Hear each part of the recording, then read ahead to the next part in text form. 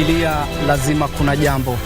Hujambo popote ulipo mtazamaji, ikiwa ni tarehe 26 mwezi Juni mwaka 2023 na dakika chache zilizopita mtazamaji, umeona vikao vya seneti vikiwa vimekamilika, na hoja kuu mtazamaji lilikuwa kupiga kura kubaini ikiwa wa maseneta wataunga ama kupinga pendekezo la kamati maalum ya seneti ya kumuondoa afisini naibu gavana wa kaunti ya Siaya William Oduol. Na habari ambazo zinachipuka hivi sasa ni kwamba naibu gavana wa kaunti ya Siaya William Oduol ameweza kuponea, kwani maseneta 26 waliweza kupinga hoja hiyo ya kumng'atua afisini, huku maseneta 16 peke yake wakipiga kura kuunga mkono pendekezo la kamati maalum ya seneti. Mtazamaji, tumekuandalia taarifa kemkem, kwa hivyo usende mbali, na rejea na taarifa kuu hivi punde.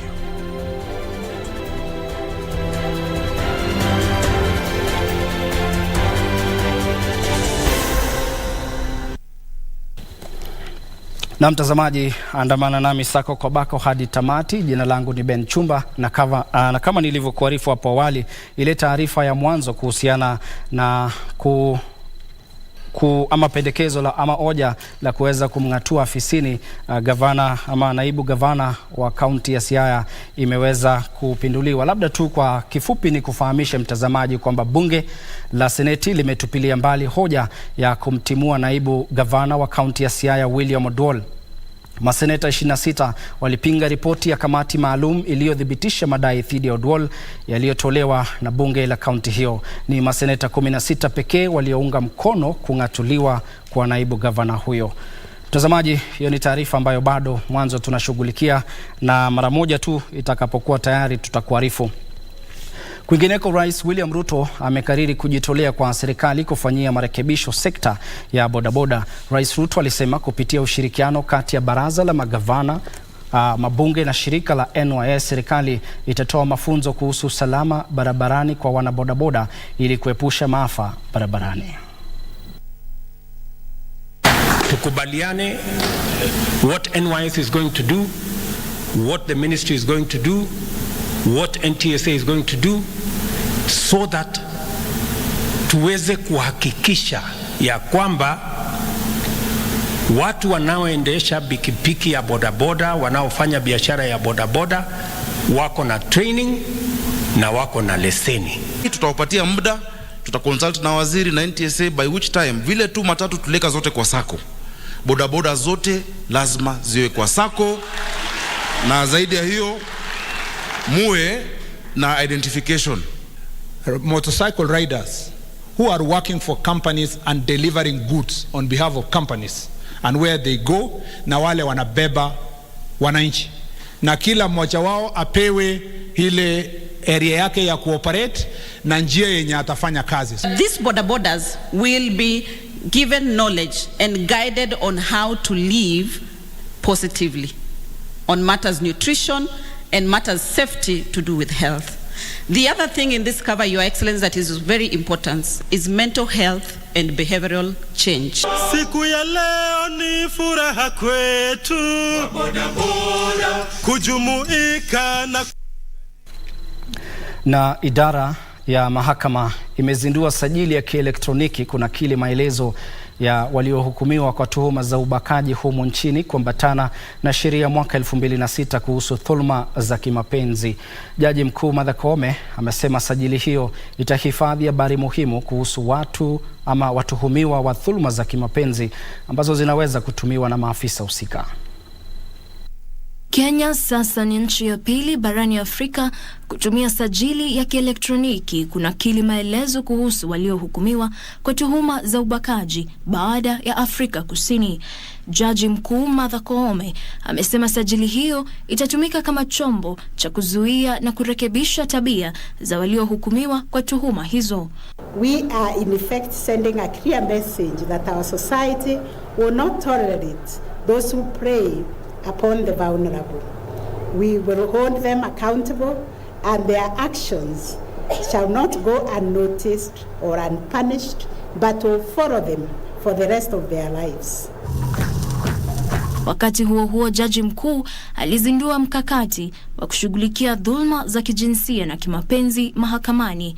haki za watoto na kuanzisha mahakama za kutatua dhulma za kijinsia na kimapenzi mtaani Kibera na katika mahakama ya Makadara kwenye juhudi za kuondoa mfumo na vizuizi vyote dhidi ya upatikanaji wa haki.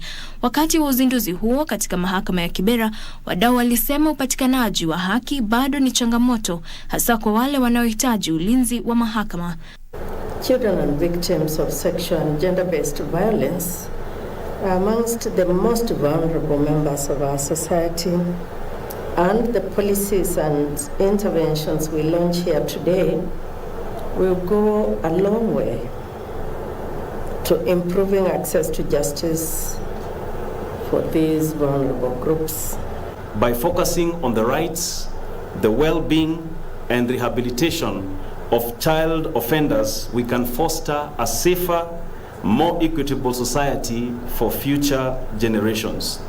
Akitangaza kuanzishwa kwa mahakama hiyo katika mtaa wa Kibera na Makadara, Jaji Mkuu Martha Koome aliagiza majaji wanaosimamia mahakama za Meru, Nakuru, Kiambu, Machakos, Kisii, Kitale na Kakamega kuanzisha sajili maalum kuhusu dhulma za kijinsia na kuweka mikakati ya kushughulikia kesi kwa minajili ya kuharakisha utatuzi wa kesi hizo. Jacqueline Masharia, Darubini. Mtazamaji, sasa tuelekee eneo la Shakahola ambapo awamu ya 3 ya uchunguzi wa miili iliyofukuliwa katika msitu wa Shakahola inatarajiwa kukamilika kesho baada ya miili 9 iliyosalia kuchunguzwa. Hii leo wataalamu wakiongozwa na mwanasaikolojia mkuu wa serikali Johansen Odur wamefanyia uchunguzi miili 22 ikiwemo ya watoto 12. Wachunguzi na upasuaji maiti kufikia sasa wamechunguza miili 329 tangu shughuli ya kutafuta ukweli kuhusu mauaji ya watu wanaokisiwa kuwa wafuasi wa mhubiri tata Paul Mackenzie ilipoanza mwezi mmoja uliopita. Mpasuaji mkuu wa maiti wa serikali Johansen Odur amesema hivi leo kuwa kikosi chake kimesalia na miili 9 pekee baada ya kuchunguza miili 87 tangu awamu ya 3 ya shughuli hiyo ilipoanza juma lililopita. So far we've performed a total of 87 postmortem in this phase. We are remaining with 9 postmortems, which we are going to complete tomorrow. After finishing, we are going to the field to see if we can get other bodies for exhumation. Then we continue with the process again. Odur aliwaambia wanahabari katika hifadhi ya maiti ya hospitali ya kaunti ndogo Malindi leo kuwa awamu ya 3 ya shughuli hiyo itakamilika kesho na kutoa fursa ya kuanzishwa kwa awamu ya 4 ya ufukuzi wa miili kwenye msitu wa Shakahola. 7 of them were adults, while 12 were children, and 2 we are unable to establish the age.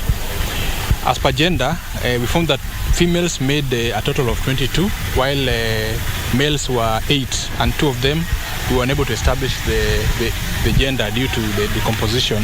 Daktari Odur aidha aliwaelezea wanahabari kuwa idadi ya miili iliyohitaji kuaguliwa ilikuwa imeongezeka kwa miili 2 zaidi baada ya mmoja wa waathiriwa kufariki gerezani, huku miili mingine 2 iliyokuwa imefukuliwa kutoka makaburi ya pamoja ya Shakahola ikiwa imefungwa kwa shuka moja na kuhesabiwa kama mwili mmoja. Zainab Said, Darubini. Mtazamaji, hapo zimekatika takriban dakika 9 baada ya saa 1 kamili saa za Afrika Mashariki. Natazama Facebook hapa, unajiita Sheliane Tial, unasema unatazama Darubini. Hapa mwingine unasema natazama Darubini kutoka kaunti ya Kericho. Haujasema jina lako. Shelian Italian, alafu ujumbe wako pia Clinton Ntingamu unasema pia unatazama matangazo haya moja kwa moja kunradhi kupitia Facebook. Mtazamaji, zidi kusema nasi kwani tunachukua kipindi kifupi sana ya pumziko na tutarejea na habari zaidi. Kwa hivyo usiende mbali.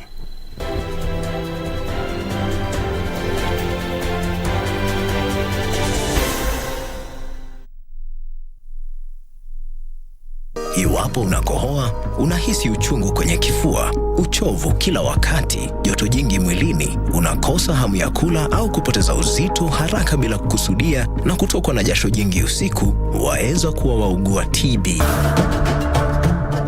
Na mke mwingine maika naye huyu. Nenda polisi lakini. Unakilo kitani. Heshima unipi maika. Bafu sana.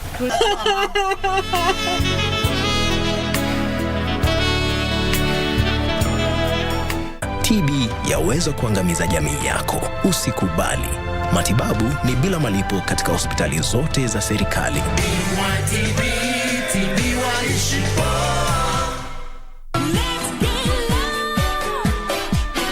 My name is Amelia Tichi, the current face of Vitiligo Kenya, and you're watching Grapevine. We had different people striking the runway in search of little Mr. and Miss Vitiligo, teen Mr. and Miss Vitiligo, and the face of Vitiligo Kenya. Kenyan recording artist and producer Kagwe Mungai over the weekend dropped his new sophomore album dubbed Rada in an event that was well attended by celebrities, family and friends. 10 rings on my hand, no matrimony.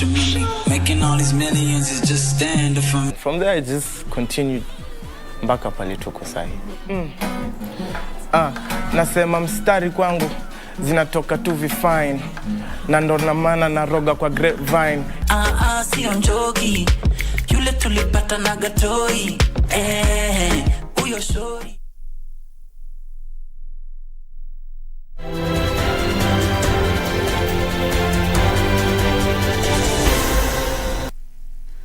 Karibu tena mtazamaji. Na katibu katika Wizara ya Usalama wa Taifa Raymond Omolo amesema maafisa kadhaa wa polisi ni miongoni mwa Wakenya milioni 4.7 waliotekwa na uraibu wa mihadarati.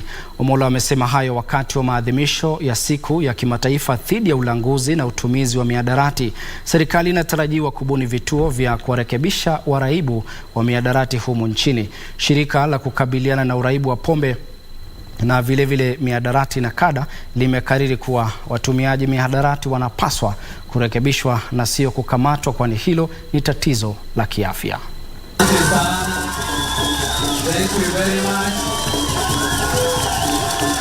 Shirika la kukabiliana na uraibu wa pombe na dawa za kulevya na kada leo liliandaa sherehe za kila mwaka za kuidhinisha siku ya kimataifa ya kupambana na matumizi ya dawa za kulevya na ulanguzi haramu katika ukumbi wa Bomas.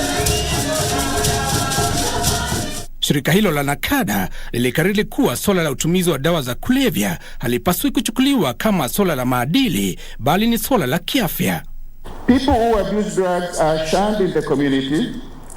Some are rejected by their families and friends, while others are discriminated against and often turned away wherever they seek and whenever they seek help. Katibu katika Wizara ya Usalama wa Taifa Raymond Omolo alisema takriban Wakenya milioni 4.7 wameathiriwa na dawa za kulevya. We're basically saying that 1 in every 6 Kenyans within this age bracket is abusing one drug or another. Unfortunately, this is our most productive age bracket. Katibu huyo alisema maafisa kadhaa wa polisi ni miongoni mwa wale walioathiriwa na uraibu wa mihadarati. Some of them have had to contend with trauma, prolonged exposure to high stress environments, and yet we expect them to bear the weight of our national security without failure. Honorable members of parliament, led by kundi la wabunge wanaoendeleza vita dhidi ya utumizi wa dawa za kulevya pia limesema kuwa litashirikiana kuhakikisha sheria zilizoko za kukabiliana na uraibu wa pombe na dawa za kulevya zinatekelezwa kikamilifu mashinani. We put up studio mashinani here at KBC Langata Karen area, where some of them are artists and we are producing their songs and work artists for free. Treatment is essential for those who are already struggling with drug use. We must ensure that people who need help can access it easily and without stigma. Don't panic. Sherehe hizo pia ziliandaliwa mjini Mombasa, ambako wakazi walisema kubuniwa kwa nafasi za ajira kutasaidia kupunguza visa vya utumizi wa mihadarati kwenye kaunti hiyo na eneo la Pwani kwa ujumla. Ya kwani lazima tuweze kwa kauli moja kukubaliana ya kwa hatutaki mambo ya madawa ya kulevya katika mji wetu. Giverson Maina, Darubini. Sasa turejelee ile taarifa kuu ambapo bunge la Seneti limetupilia mbali hoja ya kumtimua naibu gavana wa kaunti ya Siaya William Oduol. Maseneta 26 walipinga ripoti ya kamati maalum iliyothibitisha madai dhidi ya Oduol yaliyotolewa na bunge la kaunti hiyo. Mtazamaji, ni maseneta 16 pekee waliounga mkono kumng'atua ama kung'atuliwa kwa naibu gavana huyo. the Senate has failed to remove from office by impeachment Honorable William Odol, the Deputy Governor of Siaya County, and that the Deputy Governor accordingly continues to hold office.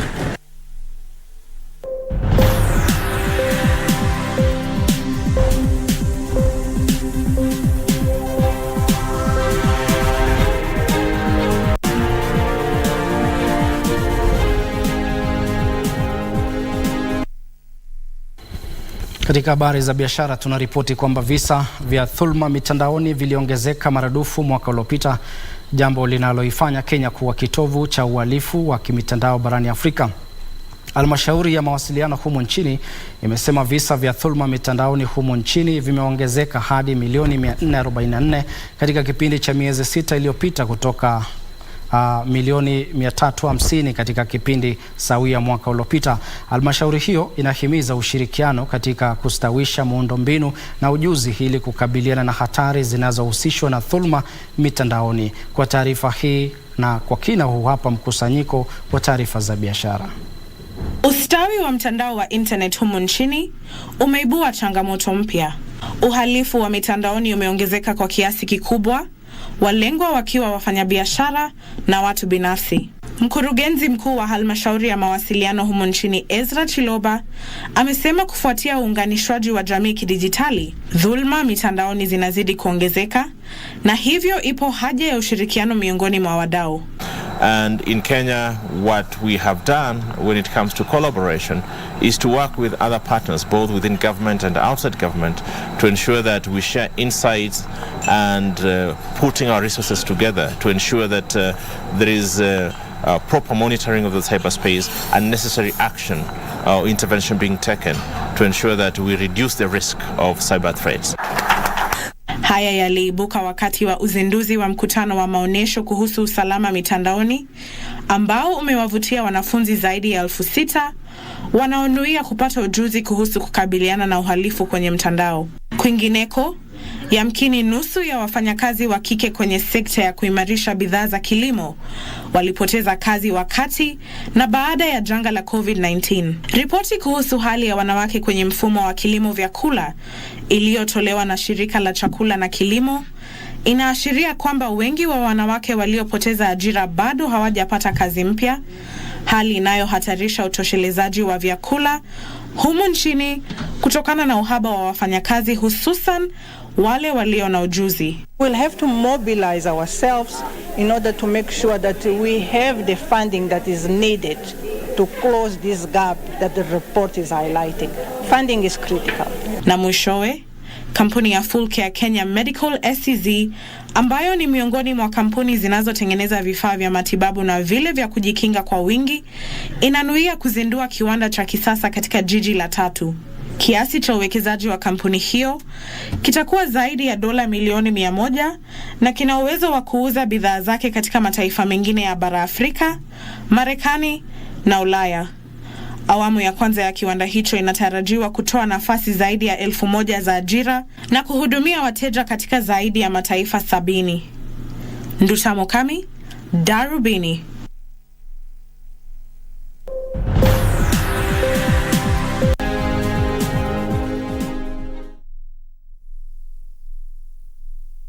Nimeona medical records zangu all over the internet, plastered by some bloggers.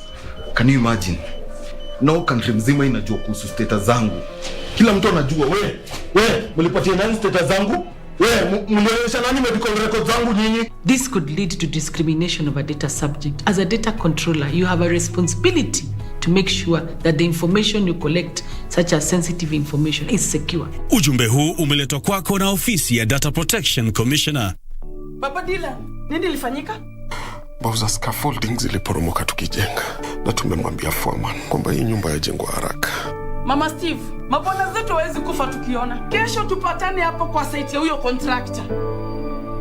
Unapokiuka sheria na kanuni za ujenzi, unahatarisha usalama na ustawi wa jamii. Tulieni. Nyinyi mnataka kutumaliza. Kwanza naenda kuripoti. Kwa sababu hii site ilikuwa imefungwa na MCA na bado mnaendelea. Jenga haki, wajibika, Hakikisha unahusisha wataalamu na kuzingatia ujenzi bora na ulio na haki kulingana na sheria zilizowekwa. Wajibika, epuka hasara, okoa maisha, jenga haki na NCA.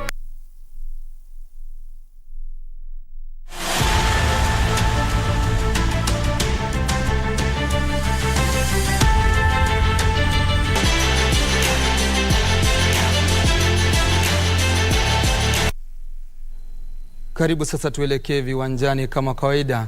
Wengi wananiita Karanja David ama ukipenda KD. Waziri wa habari, mawasiliano na uchumi wa dijitali Eliud Owalo amewatuza mabingwa wapya wa ligi kuu ya soka humo nchini Gor Mahia shilingi milioni 3 pesa taslim. Gor Mahia ilinyakua tena taji hiyo baada ya kushinda Nairobi City Stars 4-1 kwenye mechi ya mwisho ya msimu iliyochezwa jana katika uwanja wa Kasarani. Aidha, waziri Owalo pia aliahidi kuisaidia timu hiyo kabla ya michuano ijayo ya CAF barani Afrika. Waziri wa habari, mawasiliano na uchumi wa dijitali Eliud Owalo amewatuza mabingwa wapya wa ligi kuu ya soka humu nchini Gor Mahia kufuatia matokeo bora kwenye mechi yao ya mwisho wa msimu dhidi ya Nairobi City Stars yaliyowawezesha kunyakua ubingwa wa ligi kuu. Owalo alihakikishia timu hiyo kuwa atainunulia basi kabla ya msimu mpya kuanza. As a Gor Mahia fan, I'm a very, very happy man. This feat has been achieved through a collective effort. We cannot attribute this win to any single individual. So to all of us, I think we need to congratulate ourselves. Gor Mahia ilishinda City Stars mabao 4-1 na kunyakua tena taji ya ligi kuu waliyoipoteza mwaka 2020.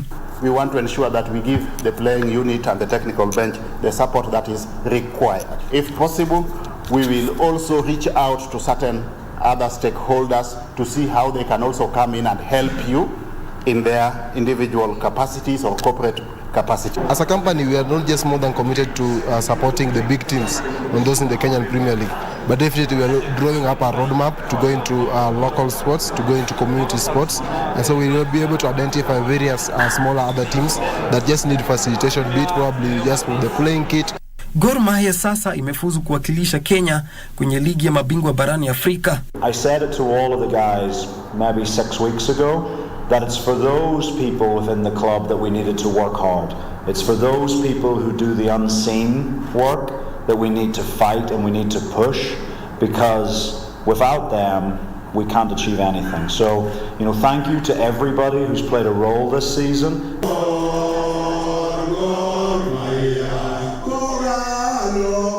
Kingori Mwangi, Darubini michezo. Mtazamaji, baada ya taarifa hiyo Kingori Mwangi, tuangazie mbio za magari. Dereva ni Hill Sachania sasa anaangazia mkondo ujao wa mashindano ya kitaifa ya mbio za magari wa KNRC Nanyuki baada ya kufanya vyema kwenye mbio za WRC Safari Kenya. Sachania, ambaye ndiye dereva pekee aliye na ulemavu kwenye orodha ya WRC, alimaliza katika nafasi ya 3 kwenye kitengo cha KNRC na nafasi 20 kwa jumla kwenye mbio za WRC Safari Kenya mjini Naivasha.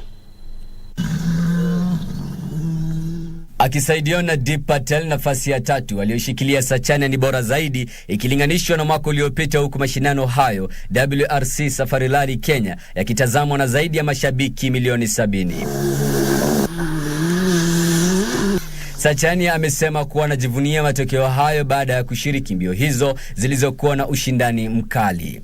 Dereva huyo alikuwa miongoni mwa madereva watatu waliodhaminiwa na benki ya KCB pamoja na wenzake Karan Patel na Evans Kavisi waliokabiliwa na matatizo ya kimitambo. We lost a lot of time. I think maybe we would have been second. And we were lying pretty well up in the WRC category as well. I think we finished 21st overall, if I'm not mistaken. It was extremely hard. We got stuck in the fresh. But you know what? We did all the stages. Nikhil being in a wheelchair, we did all the stages. He's the only driver in Africa with the hand controls. Fantastic. Madereva hao waliendesha magari aina ya Ford Fiesta na Mitsubishi Evo X mtawalia, huku wakijiondoa mashindanoni baada ya magari yao kukumbwa na matatizo ya kimitambo. Mwenyekiti wa kamati ya andalizi, dereva mzoefu Carl Flash Tundo, pia aliiweka Kenya kwenye ramani ya dunia baada ya kumaliza watatu kwenye kitengo cha WRC2. Boruet FC ilishinda Barter FC mabao 4-1 na kunyakua taji ya wadi ya Kamasain kwenye mechi ya kusisimua iliyochezwa katika uwanja wa Kipsegi, eneo bunge la Kipkelion, kaunti ya Kericho.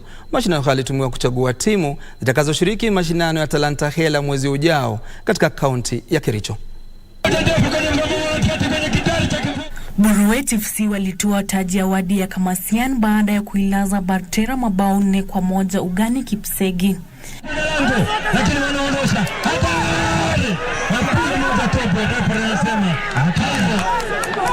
Takriban timu 18 zilishiriki mashindano hayo yaliyotumiwa kuchagua timu zitakazoshiriki mashindano ya Talanta Hela mwezi ujao katika kaunti ya Kericho. Waziri wa michezo anaitwa Bwana Rob, pia ako hapa ana identify talents, alafu ile team watakuwa wameidentify kupitia kila wadi, wataungana na kaunti msima ya Kericho kwa michezo chini ya waziri huyu wa michezo. Sahizi wadi ya Kamasiani ilikuwa wadi ya kwanza kutoa timu 2 ambazo zitamenyana na timu nyingine zitakazochaguliwa katika wadi nyingine ili kuunda timu ya kaunti hiyo.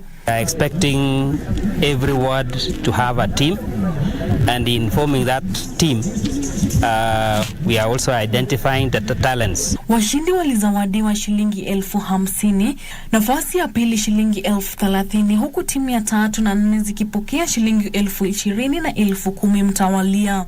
Katika bajeti ya county tumeweza kuweka pesa ya kufanya ama kusupport sports across the county. Sila Onyango, Darubini michezo. Kiungo wa Manchester City Ike Gundogan amejiunga rasmi na mabingwa wa ligi kuu nchini Hispania Barcelona bila malipo. Gundogan alipewa kandarasi mpya na klabu cha Manchester City, lakini ameamua kujiunga na Barcelona kwa mkataba wa miaka 2 ukiwa na kipengee cha kuongeza mwaka mmoja zaidi. Kwingineko, kiungo wa klabu cha Real Madrid Luka Modric ametia saini mkataba mpya wa miezi 12 kutoka umweka timuni hadi mwaka 2024. Ilkay Gundogan sasa ni rasmi. Yeye ni mchezaji wa FC Barcelona baada ya kutia 3 na 4 na kufunga mabao 60 na kushinda taji 12, 5 za ligi kuu nchini Uingereza, 1 ya ligi ya mabingwa barani Ulaya, taji 2 za FA na kombe la Carabao mara 4. Kwingineko, kiungo wa klabu cha Real Madrid Luka Modric ametia saini mkataba mpya wa miezi 12 utakaomweka timuni hadi mwaka 2024. Modric mwenye umri wa miaka 37 na ambaye ni raia wa Croatia amesaidia Los Blancos kushinda taji 23. Winga wa kilabu cha Tottenham Hotspur Romain Mundl yuko tayari kujiunga na kilabu cha Standard Liège bila malipo. Mchezaji amefikia makubaliano na kilabu hicho cha Ufaransa, huku mkataba wake wa miaka 4 ukimweka kilabuni mwaka 2027. Hatimaye aliyekuwa mchezaji wa vilabu vya Leeds United na Tottenham Hotspur Robbie Keane ametangazwa kuwa mkufunzi mpya wa kilabu cha Maccabi Tel Aviv kwa mkataba miaka 2. Kocha huyo mwenye miaka 42 alikuwa naibu wa Sam Allardyce katika kilabu cha Leeds mwishoni mwa msimu uliopita, ambapo wawili hao walijaribu kuinusuru Leeds kushushwa daraja.